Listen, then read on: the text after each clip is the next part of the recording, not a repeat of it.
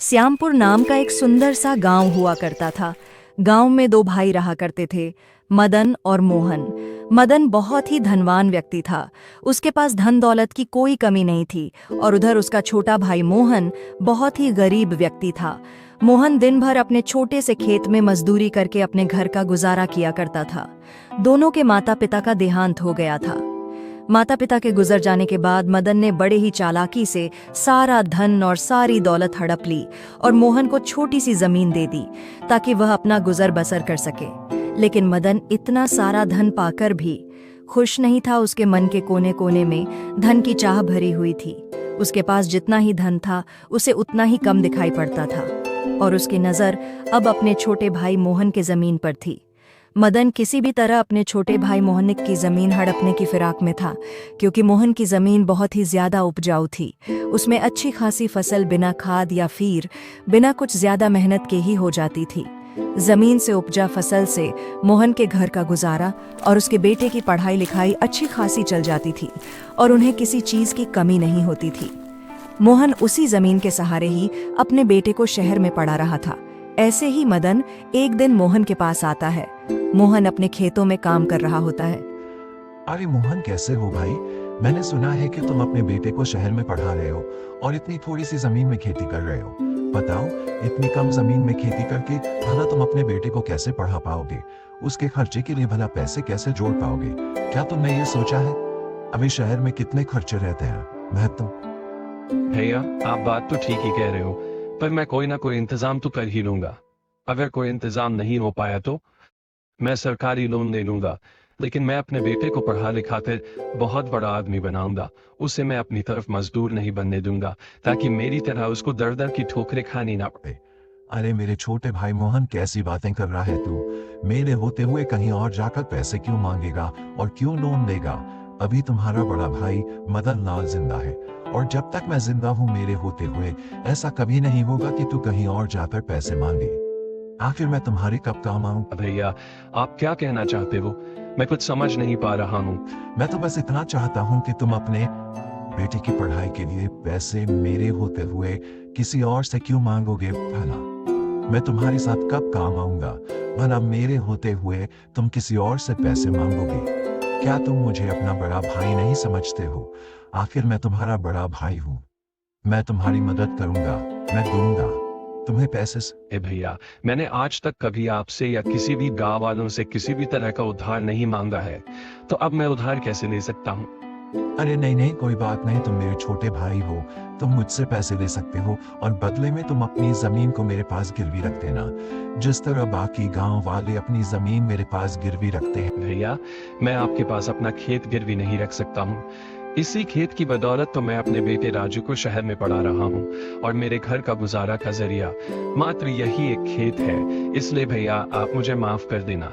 मैं आपको ये खेत नहीं दे सकता हूँ और मुझे पूरा विश्वास है कि मैं इसी खेत से एक दिन अपने बेटे राजू को पढ़ा लिखा कर एक बड़ा आदमी बना दूंगा। मुझे माफ कर देना भैया, मैं आपके पास अपना खेत गिरवी नहीं रख सकता। ये सुनते ही मदनलाल बहुत ही गुस्से में अपने घर वापस चला जाता है। वह अपनी चिकनी चुपड़ी बातों से कुछ भी नहीं कर सका और इधर मोहन भी अपने काम में लग जाता है। ऐसे ही कुछ कुछ दिन बीत जाते हैं। मदन लाल, तुझे किसी ना किसी तरह से मोहन से वो जमीन तो लेनी ही पड़ेगी। मदनलाल इतना कहकर सोच में पड़ जाता है कि मोहन की जमीन को कैसे हड़प लिया जाए। तभी मदनलाल के दिमाग में एक तरकीब सूझता है और वह मोहन के घर चला जाता है। अरे मोहन भाई, मुझे तुम्हारी खुददारी देखकर बहुत अच्छा लगा। मैं तुम्हारा बड़ा भाई होने के नाते तुम्हारी मदद करना चाहता हूँ और तुम भी मेरी मदद लेने से इनकार नहीं कर पाओगे। अगर तुम मुझे अपना बड़ा भाई मानते हो तो तुम मेरी मदद लेने से इनकार नहीं करोगे। ठीक है मदन भैया, कहिए आप मुझे क्या कहना। भाई, अगर तुम चाहो तो मुझसे पैसे मत लो और ना ही तुम अपनी जमीन मेरे पास गिरवी रखो भाई। तुम एक काम करो, जो गांव के दूसरी तरफ मेरी एक जमीन है ना, वह तुम्हारी जमीन से 5 गुना बड़ी है। तुम एक काम करो, तुम कुछ दिन उस जमीन पर खेती कर लो। उस खेत में हमेशा फसल अच्छी होती है, उससे तुम्हें काफी मुनाफा होगा और उससे मिले पैसे से तुम अपने बेटे की पढ़ाई पूरी कर पाओगे और इसके बदले में मुझे कुछ नहीं चाहिए। बस एक छोटी सी बात है कि जब तक तुम मेरी जमीन पर खेती करोगे तब तक मेरी जमीन तुम्हारे पास रहेगी और तुम्हारी जमीन मेरे पास रहेगी। अच्छा ठीक है, भैया मुझे आपकी बात मंजूर है। आप जैसा कह रहे हैं मैं वैसा ही करूंगा। मैं आपकी जमीन पर इस बार खेती करूंगा। मोहन ना चाहते हुए भी बड़े भाई मदन लाल की बात मान जाता है। मदन लाल बड़े ही चालाकी के साथ अपने छोटे भाई मोहन से जमी के कागजों पर उसका अंगूठा लगवा लेता है। क्योंकि मोहन को पढ़ना लिखना नहीं आता था, इसलिए वह उन बातों से अनजान था कि उन कागजों पर क्या लिखा है। ऐसे ही कुछ समय बीत जाता है। ऐसे ही एक दिन मोहन खेत पर काम कर रहा होता है। अरे चल भाई मोहन, आज का काम तो पूरा हुआ। मैंने बाजार से लाया सारे पौधे को खेत में लगा दिया है। देखो तो कितने हरे भरे और सुंदर सुंदर दिख रहे हैं। बस कल सुबह का इंतजार है। मैं कल सुबह आकर इन्हें फटाफट सींच दूंगा। चलो अब मुझे भी घर चलना चाहिए। दिन भर खेत में काम करते करते मैं बहुत थक गया हूँ और मुझे बहुत जोरों की भूख लग रही है। इसीलिए मुझे अब चलना चाहिए। आज भाग्यवान को बोलूंगा मस्त पालक और पनीर की सब्जी बनाए। फिर मैं खाना खाकर आराम से चैन की नींद रात भर सोऊंगा। चलो भाई अब मैं चलता हूँ।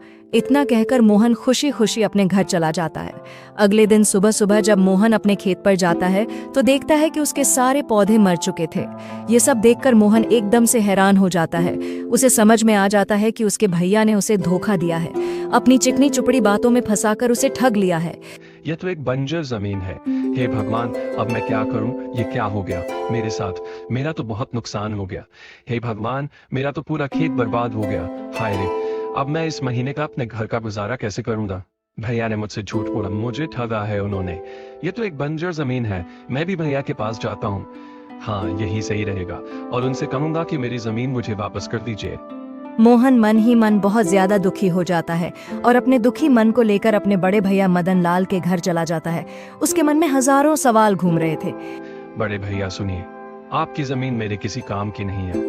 वह जमीन एक बंजर जमीन है, इसलिए आप कृपा करके मेरी जमीन मुझे वापस लौटा दीजिए। अभी तक मेरा उस जमीन पर बहुत सारा नुकसान हो चुका है। क्या रे मोहन, ये तो क्या कह रहा है? और पहले तो ये बता कि तू किससे पूछकर अंदर आया?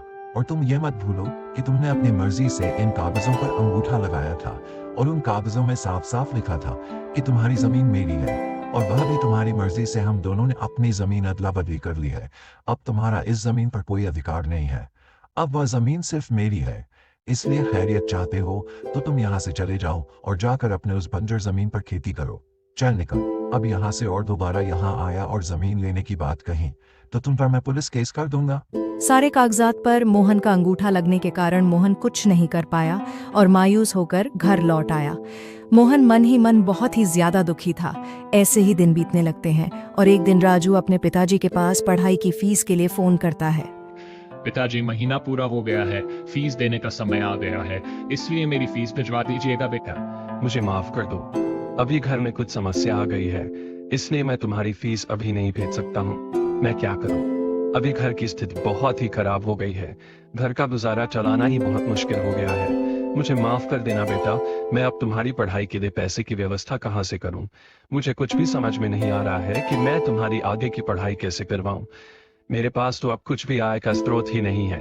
पर राजू के बार बार पूछने पर मोहन सारी बात अपने बेटे को बता देता है। वह अपने बेटे को इस बात की जानकारी नहीं देना चाहता था क्योंकि वह घर की परेशानी बेटे को बताकर उसे परेशान नहीं करना चाहता था। पढ़ाई की फीस समय पर ना मिलने के कारण राजू को अपनी पढ़ाई बीच में ही छोड़नी पड़ती है।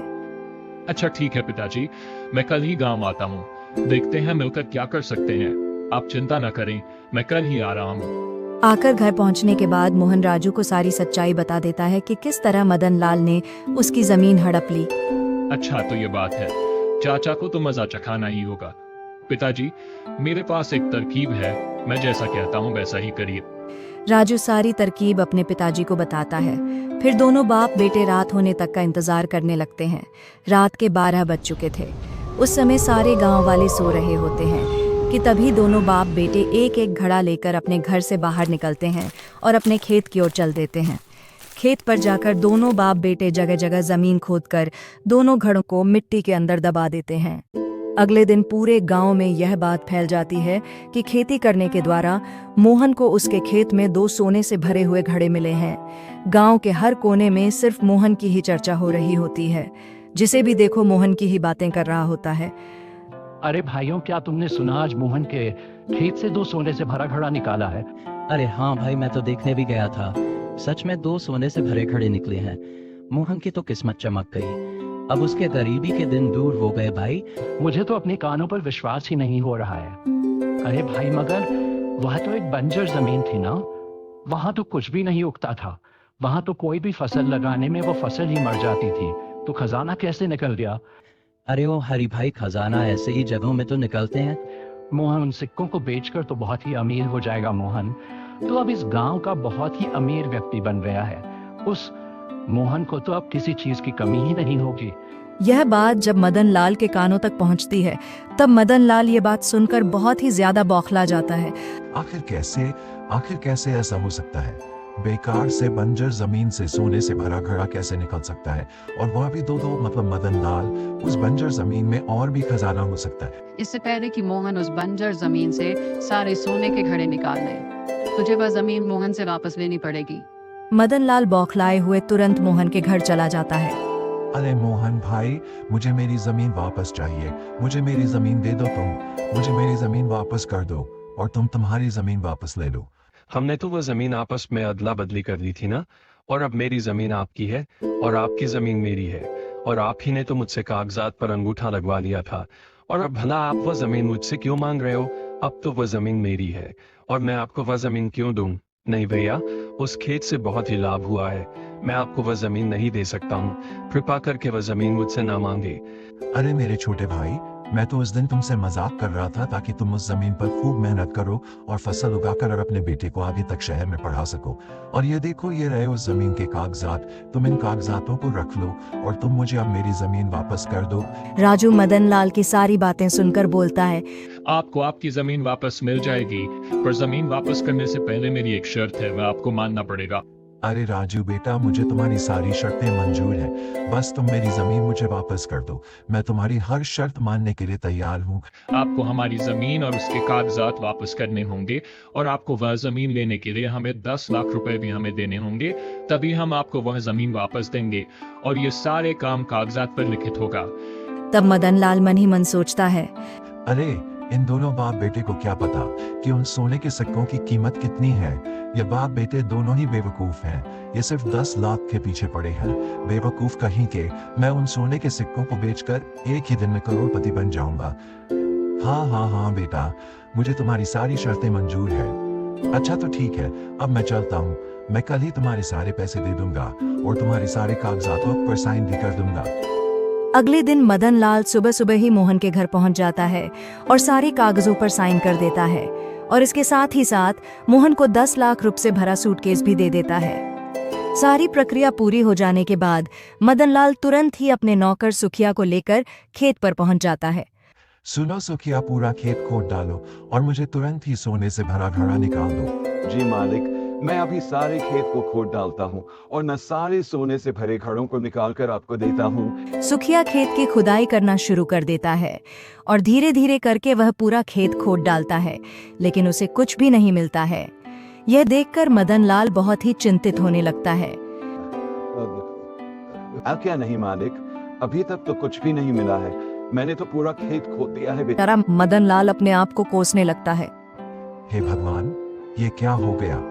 मुझे तो कुछ भी नहीं मिला, ना ही एक सोने का सिक्का भी मिला। मुझे तो उन बाप बेटों ने बहुत ही आसानी से मूर्ख बना दिया। साथ ही साथ जमीन के कागजात के साथ मेरे 10 लाख रुपए भी ले लिए मुझसे। हाय रे, मैं तो लूट गया, बर्बाद हो गया। मैंने मोहन के साथ बुरा किया, इसलिए मेरे साथ बहुत बुरा हो गया। अब मैं क्या करूं? मोहन ने दोनों घरों में नकली सोने का डाला हुआ था जो वह शहर से लाया था। अगर हमारी कहानी आपको अच्छी लगती है तो वीडियो को लाइक और चैनल को सब्सक्राइब करें।